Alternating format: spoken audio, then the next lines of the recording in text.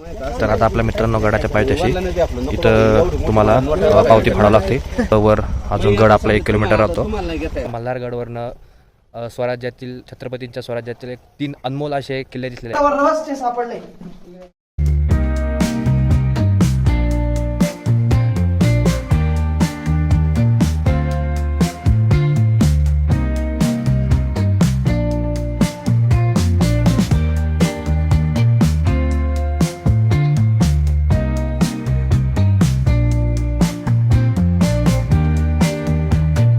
नमस्कार मित्रांनो, स्वागत आहे तुमचं आपलं यश शाळा या मराठमोळा यूट्यूब चॅनलवर. आज आपण आलेलो आहे पुणे जिल्ह्यातील मराठा साम्राज्यात बांधला गेलेला सर्वात शेवटचा किल्ला म्हणजे मल्हारगडावर आज आपण आलेलो आहे. जवळजवळ आज आपल्याला यायला उशीर झाला, 1 वाजता झालेला आहे. पण किल्ला हा छोटा असल्यामुळे आपण जरा उशीर निघालो होतो. तर या व्हिडिओमध्ये तुम्हाला संपूर्ण किल्ल्याची ऐतिहासिक भौगोलिक माहिती बघायला भेटणार आहे. व्हिडिओ शेवटमध्ये नक्की बघा. चॅनलवर नवीन असाल तर आत्ता सबस्क्राईब करून टाका. आणि आज आपल्यासोबत आहे आपले लहाने बंधू रोहित, त्याच्यानंतर कुणाल, त्याच्यानंतर आदित्य आणि त्याच्यानंतर रोहित. तर तुम्ही जर बघितलं मित्रांनो, किल्ल्याची चढाई ही खूप सोपी आहे. अगदी किल्ल्याच्या पायथ्याशी पूर्ण तुमची गाडी येते. गाडी आली की खाली गाडी पार्क करायची आणि फक्त 5 मिनटामध्ये तुम्ही चालले की गडाचा पहिला दरवाजा जातो, जो की आपल्या समोर गडाचा पहिला दरवाजा आलेला आहे. तुम्ही बघू शकता गडाचे दरवाजे सुरुवात ही चोर दरवाजापासून होते. आपल्या समोर तो दिसतोय हा आहे चोर दरवाजा.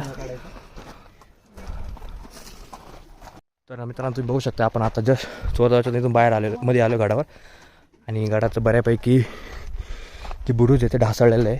सिमेंटचा वापर केला दिसतो, म्हणजे याची परत डागडुजी झाली असावी. समोर आपल्याला भरपूर तुटलेल्या अवस्थेत बुरुज दिसतोय. आणि समोर हा आपल्याला पूर्ण सासवडचा प्रदेश दिसतो. सासवड, त्यासोबतच इकडं समोर वज्रगड आणि इकडं दिसतोय तो सिंहगड, राजगड तोरण दिसतोय. आज खूप सुंदर असं वातावरण झालेलं आहे. तर मित्रांनो, चोर दरवाजा प्रत्येक गडाला असण्याचं मुख्य कारण हेच होतं की खाली शत्रूंच्या हालचालीवर लक्ष ठेवणं. जर काही किल्ल्याच्या गुप्तहेराने जर काही खबर आणली तर ती चोर दरवाजामध्ये येणार किंवा वेज बदलून ती मध्ये येणार. आणि जर कधी गडावर जर अचानक हमला किंवा असा प्रसंग उद्भवला तर लवकरात लवकर गडावरचे जे माणसं असतील, प्रमुख माणसं लवकर ते बाहेर पडावे यासाठी चोर दरवाजाचा मोठा उपयोग केला जायचा. मित्रांनो तुम्ही बघू शकता की आता आपल्याला गडाच्या जसं आपण चोर दरवाजामध्ये आलो तसं आपल्याला एक विहीर लागलेली. ही त्या काळची विहीर बांधली गेलेली. विहिरीत सध्या पाणी नाही. जेव्हा पाऊस होतो तेव्हा बऱ्यापैकी विहिरीमध्ये पाणी उतरतं, पाणी भरलं जातं. या विहिरीचा प्रामुख्याने उपयोग जो केला जायचा की गडावर राहणारे पशु आणि त्यासोबतच इथले जे मावळे किंवा सैनिक राहायचे त्यांना पाणी पुरवठा होऊन या विहिरीचा बांधकाम केलं गेलेलं आहे. आणि समोर बघू शकता की समोर एक छोटं वाड्याचं औषध दिसतं आपल्याला. आज ऊन भरपूर आहे, त्यासोबतच गर्दी पण आहे, थोडीफार आहे गर्दी, पण जसा पाऊस पडतो तसं गर्दी खूप वाढते. समोर तुम्ही बघू शकता गड जवळजवळ भरपूर पडलेला अवस्था आहे सध्या. कारण जर बघितलं तुम्ही मल्हारगड महाराष्ट्रातील बऱ्यापैकी लोकांना माहीतच नाही. आता सध्या सोशल मीडियावर त्याचे रील्स वगैरे येतात, त्यामुळे पर्यटकांची गर्दी वाढायला लागली, जे की चांगलं आहे. पण अजून याच्याकडं शासनाने लक्ष द्यायला पाहिजे. कारण हा जर किल्ला आपण बघितला तर मराठ्यांनी बांधलेला स्वराज्यातील हा शेवटचा किल्ला होता, जे की पेशव्यांच्या अंडर हा किल्ला बांधला गेला होता. जे पानसे म्हणून सरदार होते त्या सरदारांनी हा किल्ला बांधलेला होता. त्याच्यानंतर जवळजवळ हा किल्ला बांधल्यानंतर काही काळ मराठा साम्राज्याकडे राहिला. आणि जसं इंग्रजांचं आक्रमण झालं त्यानंतर हा किल्ला पुन्हा इंग्रजांकडे गेला. आणि जसं आपण किल्ल्याच्या विरुद्ध बाजू तसं आपल्याला पूर्ण पुण्यातील सर्व प्रदेश दिसतो. मित्रांनो, जशी गाडी आम्ही गडाच्या पायथ्याशी लावली तसं आम्हाला दुर्गराज राजगडाचं, स्वराज्याचं तोरणा किल्ल्याचं आणि स्वराज्याचा सिंहगडाचं आपल्याला दर्शन झालं होतं. तर मित्रांनो, आता जो आपल्याला हा पूर्ण जो प्रदेश दिसतोय हा पूर्ण प्रदेश हा पुणे प्रांताचा प्रदेश आहे. इथं जर तुम्ही साईज समज बघितलं हा मोठा एक डोम दिसतोय बघा. हा जो डोम आहे तो MITचा डोम आहे, MITचे कॉलेज आहे त्याचा तो डोम आहे समोर. आणि इकडं पूर्ण पुणे प्रांत पसरलेला आहे. खूप दूर राज दिसते. आज एकदम क्रिस्टल क्लिअर वातावरण असल्यामुळे पूर्ण दिसतंय. तर मित्रांनो, आता तुम्ही समोर बघू शकता की आपण हे प्रत्येक किल्ल्यावर बघितलेलं आहे की याचा उपयोग खाली शत्रूंच्या हालचालीवर नजर ठेवण्यासाठी आणि सभोवतालच्या प्रदेशावर काय हालचाल चालू यासाठी याचा मोठ्या प्रामुख्याने वापर केला जायचा. प्रत्येक किल्ल्यावर हे स्ट्रक्चर तुम्हाला बघायला मिळणारच. आणि थोडा असे बुरुजाच्यामध्ये मोठे चौकोनी आकाराचे तुम्हाला चौकोन दिसून येणार, ज्याचा उपयोग पण शत्रूंच्या हालचालीवर लक्ष ठेवण्यासाठी केला जायचा.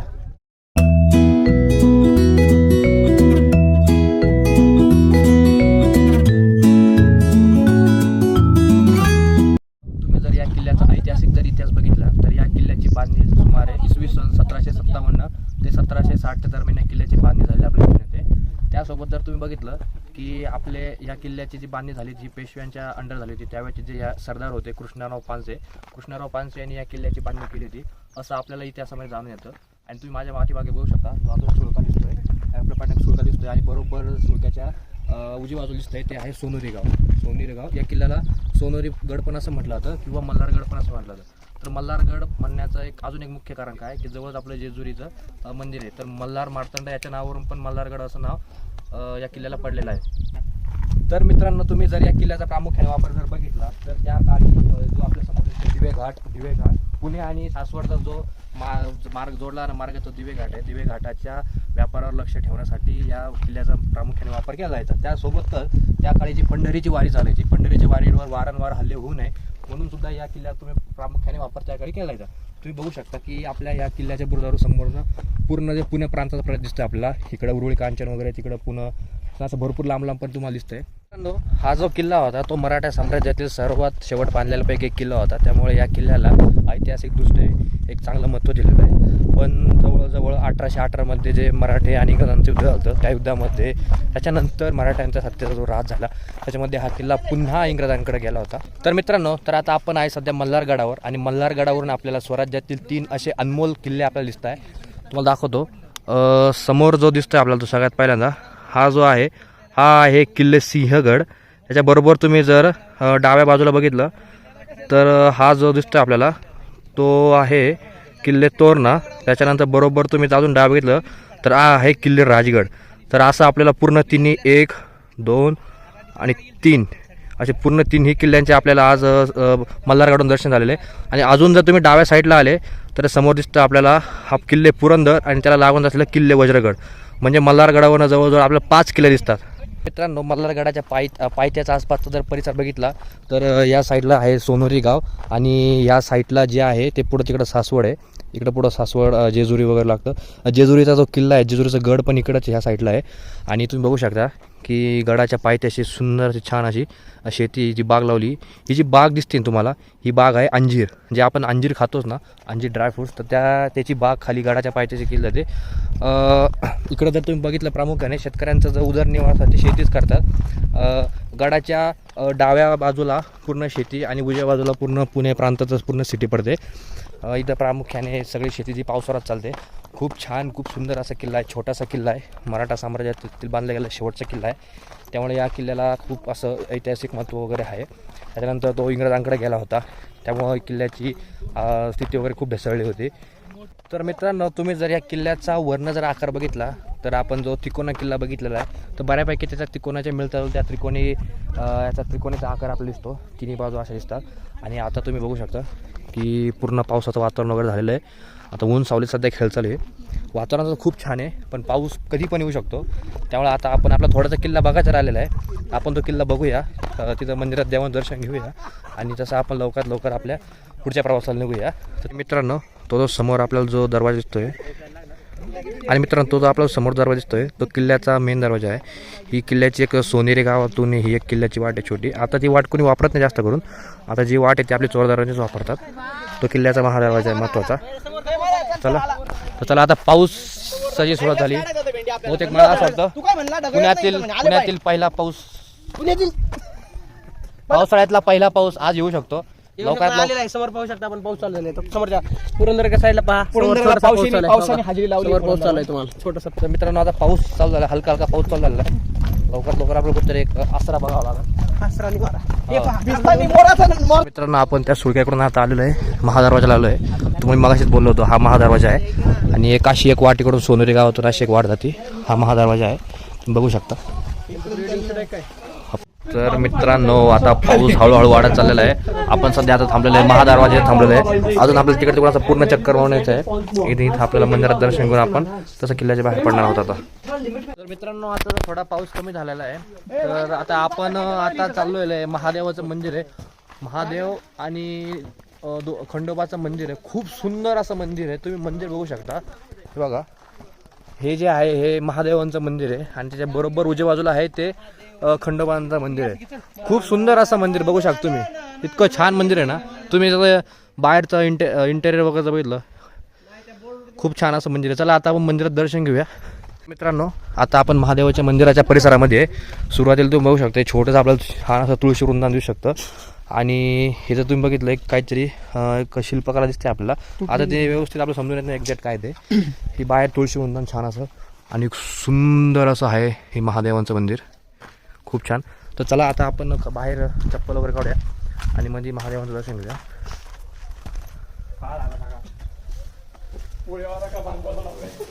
ओम नमः शिवाय. सुंदर असं महादेवांचं मंदिर आहे समोर.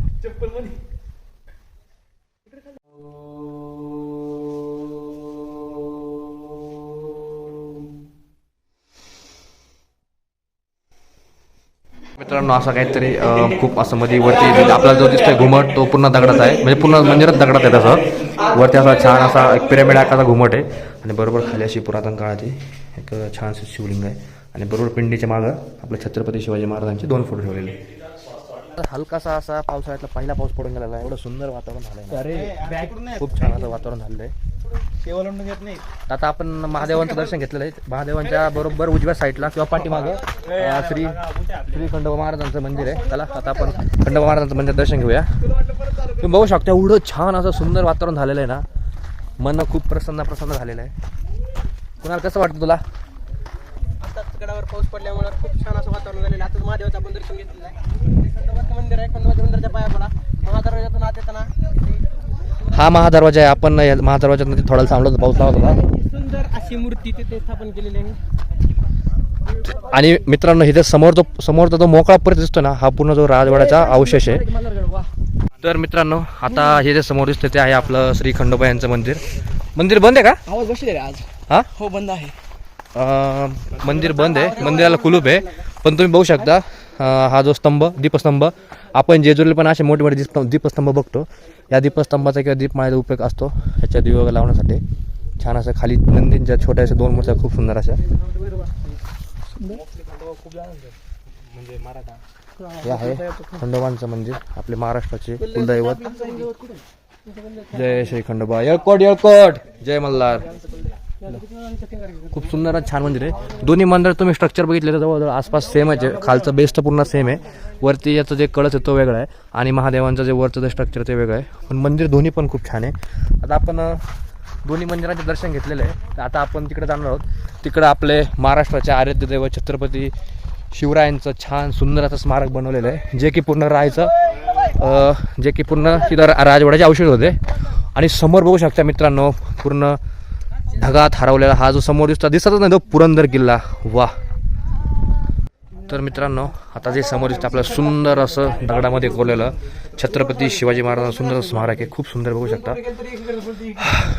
स्मारक बघून असं वाटतं जसं काही छत्रपती शिवाजी महाराज समोर आपले उभे आहे. खूप सुंदर असं दगडामध्ये कोरलेलं आहे. आणि मित्रांनो हा जो पूर्ण आसपासचा जो परिसर आहे हा सर्व राजवाड्याचा परिसर आहे. हा पूर्ण असा चौकोनी गोलाकार आकारमध्ये आता पूर्ण पडलेला आहे. आता या पडलेल्या याचं मागचं कारण एकच की नंतर हा किल्ला इंग्रजांकडे गेला आणि इंग्रजांनी या किल्ल्याची भरपूर नासधूस केलेली आहे. हे तुम्ही समोर बघू शकता. ते आपले 2 महादेव आणि खंडेराव यांचं मंदिर खूप छान सुंदर असं. तर आपला पूर्ण आता किल्ला छान पद्धतीने झालेला आहे. आता आपल्याला जवळजवळ पाऊस लागला. पावसाळ्यातला पहिला पाऊस आपल्याला मल्हारगडावर लागलेला आहे. खूप छान असं आपल्या गडाचं दर्शन झालं. खूप सुंदर असा गड आहे, छोटा गड आहे, ऐतिहासिकदृष्ट्या खूप महत्त्वाचा आहे. दर्शन खूप छान झालं. वातावरण तर खूप छान झालं. एवढं तुम्ही सुंदर होऊ शकता की खूप सुंदर असं वातावरण झालेलं आहे. मित्रांनो आपल्याला राजवाड्याच्या अवशेषामध्ये अजून एक चोर रूम सापडलेली आहे, चोर खोली. खाली आपण बघू शकता.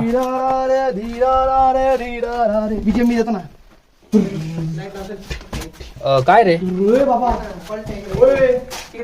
मल्हारगडावर रहस्य सापडले मित्रांनो. ही जी छोटीशी खोली आहे, छोटी नाही भरपूर मोठी आहे. तर ही जी बहुतेक या खोलीचा उपयोग आपण जर बघितला तर दारू गोळा ठेवण्यासाठी या खोलीचा उपयोग केला जायचा. पूर्ण अजून वरती तुम्ही सिमेंटने बघू शकता, डागडुजी केली सिमेंटने. पण खूप खाली मोठी अशी जवळजवळ आपल्या जर भाषेत सांगायचं झालं तर 1 RK एवढी ही खोली बघा. पूर्ण समोरनं आपण तिकडे आलो. ही पूर्ण दारू गोळा साठवण्यासाठी या खोलीचा वापर केला जातो. तर मित्रांनो आता आपल्याला किल्ल्यावरचा सर्वात मोठा कुंड सापडलेला आहे. आपण 2 विहिरी बघितल्या मगाशी आणि हा आहे किल्ल्यावरचा सर्वात असा मोठा कुंड. भरपूर मोठा कुंड आहे हा. बघू शकता किल्ल्यामध्ये थोडंफार पाणी आहे, जे किल्ले पशु पक्षी प्राणी असेल याच्यामध्ये आहे. आणि किल्ल्यामध्ये काही ठिकाणी छोटे छोटे मासे पण आहे. तिथे बघू शकता तुम्ही, तिथे किल्ल्यात ते पोहत आहेत 2-3 मासे. कॅमेऱ्यामध्ये आपल्याला दिसत नाही, पण खूप सुंदर असे मासे वगैरे या किल्ल्यामध्ये आहे. कुंडामध्ये थोडंसं पाणी आहे, पाण्यामध्ये मासे सोडलेले आहेत जेणेकरून पाणी पूर्ण स्वच्छ राहील. या कुंडाचा वापर इथले जे काही पक्षी वगैरे झाले किंवा पशु जसे की गाय वगैरे आहे किल्ला छोट्या किंवा कुत्रे वगैरे असतात त्यांना पिण्यासाठी या पाण्याचा वापर केला जातो. आणि तुम्ही जर किल्ल्यावर बघितलं तर जवळजवळ बऱ्यापैकी नवीन किल्ल्यावर झाडं लावलेली आहे आणि ते खूप गरजेचं आहे. कारण उन्हाळ्यामध्ये जे पर्यटक येतात शिवभक्त किल्ला बघायला येतात, थोडी सावली वगैरे पण असली पाहिजे. छान आहे. आता आम्ही सकाळी किल्ल्याच्या खाली ना जे काका होते त्यांना भेटलो होतो, तर ते बोलले की आत्ताच आम्ही किल्ल्यावर 500 झाडं लावलेत म्हणे. पूर्ण खूप छान असा प्रकल्प आहे. पाऊस पडतो आहे आता, झाडं चांगले होणार आहे. चांगले प्रकल्प सरकार करतं आहे आणि प्रत्येक किल्ल्यावर अशी भरपूर झाडं लावलीच पाहिजे. असं नाही की सरकारी लावले पाहिजे, आपलं पण एक शिवभक्त आणि आपलं पण एक नागरिक म्हणून कर्तव्य की आपण पण किल्ल्यावर म्हणा किंवा आपल्या आसपासच्या परिसरामध्ये झाडं लावली पाहिजे. कारण जसं अन्न वस्त्र निवारा ही झाडं ही सुद्धा काळाची गरज आहे. झाडं जर नसतील तर भविष्य खूप अवघड आहे आपलं. जसं आपण बघतो की पाऊस खूप लेट होतो आहे, पाऊस उशिरा पडतो आहे, अजून भरपूर काही गोष्टी. त्याच्यानंतर ग्लोबल वॉर्मिंग वाढतं आहे, त्याचं झाडाची कटाई हे सुद्धा एक ग्लोबल वॉर्मिंग वाढण्यासाठी एक महत्त्वाचं रिझन आहे. तर चला आता आपण किल्ला उतरूया. तर मित्रांनो, कोणत्याही गड किल्ल्यांवर जाताना तुम्ही गड किल्ल्याची काळजी घ्या. गड किल्ल्याला कोणतीही हानी होणार नाही याची काळजी घेतली पाहिजे. कारण आज या गड किल्ल्यांमुळेच आपल्या समाजामध्ये एक आपलं वैभव आहे, आपलं अस्तित्व आहे. या किल्ल्यांमुळेच आज आपली ओळख आहे. त्यामुळे किल्ल्यांवर कुठल्याही प्रकारचे कचरा वगैरे करू नका. काही खाद्यपदार्थ असेल, पाण्याची बॉटल असेल तर काम झालं ते स्वतःसोबत ठेवा. प्रत्येक किल्ल्यात छोटे छोटे डस्टबिन असतात, डस्टबिन टाका. पण किल्ला कुठल्याही प्रकारे घाण करू नका अशी सगळ्यांना विनंती. तुम्ही किल्ला बघू शकता, किल्ला अजून भरपूर मजबूत आहे. आणि किल्ल्याला जर तुम्ही बघितलं तर पूर्ण 4ही बाजूने किल्ल्याची तटबंदी जी आहे एकदम व्यवस्थित आहे. काही ठिकाणी थोडीफार ढसळलेले आहे बुरुज वगैरे, पण बऱ्यापैकी 70-80% किल्ल्याची तटबंदी अजून व्यवस्थित आहे, चांगल्या स्वरूपात आहे. सरकारने जर अजून याच्यात लक्ष दिलं हा किल्ला खूप छान, पर्यटकांसाठी खूप छान वगैरे एक पर्यटन स्थळ बनू शकतं. शिवभक्तांसाठी एक सुद्धा चांगलं एक आस्थेचं स्थळ बनू शकतं. सरकारने थोडं लक्ष द्यायला पाहिजे. तर मित्रांनो, आता आपण संपूर्ण किल्ला व्यवस्थित पद्धतीने फिरलेला आहे. पूर्ण किल्ल्याचे जे ऐतिहासिक गोष्टी आपण किंवा वास्तू त्या बघितलेल्या आहे. खूप छान. किल्ल्यात जर तुम्ही बघितलं तर एक छान 2 असे खूप सुंदर असे एक महादेवाचं आणि खंडोबाचं मंदिर आहे. 2 मोठे महादरवाजे आहे, 2 विहिरी आहे किल्ल्यावर. त्यासोबतच चोर दरवाजा वगैरे दिसून येतो आपल्याला. एक छोटासा सुळका आपल्याला दिसून येतो. तर आता आपण परतीचा प्रवास सुरू करणार आहोत. पूर्ण किल्ल्याची माहिती तुम्हाला या व्हिडिओमध्ये तुम्हाला बघायला मिळणार आहे. व्हिडिओ नक्की बघा, पूर्ण शेवटपर्यंत बघा. व्हिडिओ आवडल्यास चॅनलला लाईक सबस्क्राईब करा. आपल्या या चॅनलवर महाराष्ट्रातील नवनवीन गड किल्ले आणि ऐतिहासिक भौगोलिक गोष्टींची माहिती आपण या चॅनलवर अपलोड करणार आहोत. तर चला भेटूया पुन्हा पुढच्या व्हिडिओमध्ये नवीन ब्लॉगमध्ये. तो पण सगळ्यांना जय शिवराय. काळजी घ्या. छत्रपती शिवाजी महाराज की जय.